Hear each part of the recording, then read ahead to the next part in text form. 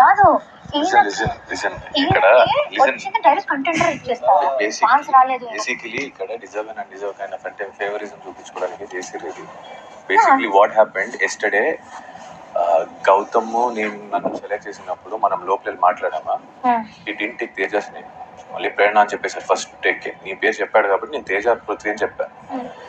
సరే ఒక్కరు చెప్పుకున్నప్పుడు I want Prithvi, he was already final, నేనైతే ప్రేరణకి ఇస్తాను అని గౌతమ్. వచ్చిన తర్వాత తేజ అందరి ముందు అడిగారు కదా, నన్ను కన్సిడర్ కూడా చేయలేదు ఆడు అంటే చేయలేదు అన్నాను. దాని తర్వాత night we had a discussion, me Teja and Rohini and Avinash. So దాంట్లో ఏం జరిగిందంటే, ఇలా జరిగిందంటే okay I know his game అన్నట్టు చెప్పాడు. బాధపడ్డాడు, అంటే నేను అట్లీస్ట్ పేరు కూడా చెప్పొచ్చు కదా అన్నట్టు.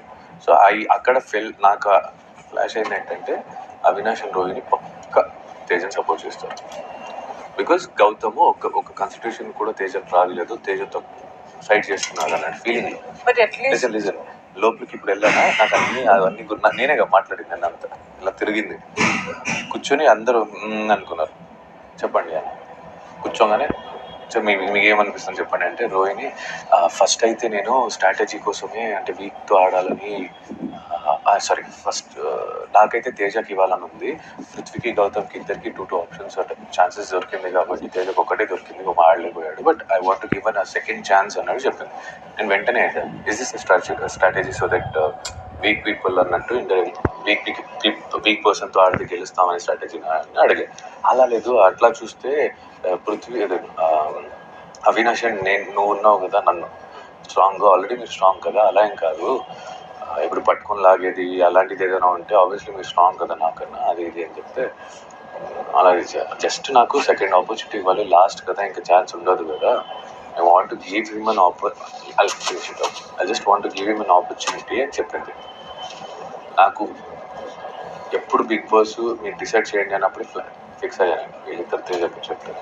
అండ్ అవినాష్ చెప్పరా అంటే, అవినాష్ ఏం లేదురా, గెస్ట్లు వచ్చారు కదా, ఫస్ట్ గెస్ట్ వచ్చినప్పుడు మాకు ఇచ్చారు 2 మళ్ళీ గౌతమ్ రెడీ అయ్యాడు, ఆడాడు, అందరికీ మనం అనుకుంది కూడా ఎవరికి రాలేదో వాళ్ళకి ఆపర్చునిటీ ఇవ్వాలనేదే కదా. సో అందరికీ 2-2 వచ్చింది, ముగ్గురులో ఈడొక్కడికే రాలేదు కదా, పృథ్వీకి అండ్ గౌతమ్కి 2-2 ఛాన్సెస్ వచ్చింది, బట్ తేజకి రాలేదు కదా, అందుకే నేను కూడా తేజకి ఇస్తాను. నేను ఆలోచించాను, నేను ఒక పాజ్ తీసుకున్నాను.